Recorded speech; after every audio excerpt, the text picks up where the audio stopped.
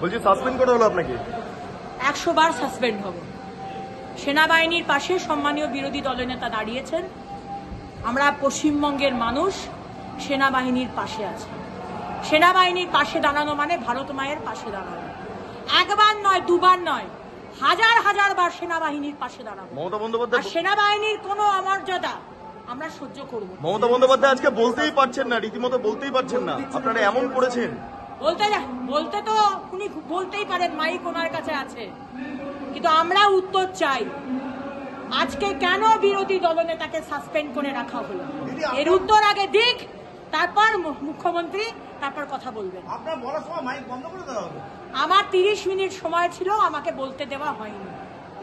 আমার মাইক বন্ধ করে দেওয়া হয়েছে। যা লিস্ট ছিল সেই লিস্ট অনুযায়ী বলা হয়নি। আগে নাম ডাকা হয়েছে, নামগুলোকে ওলট পালট করে দিয়েছেন। অধ্যক্ষ মহোদয় যেটা করছেন খুব অন্যায় করছেন।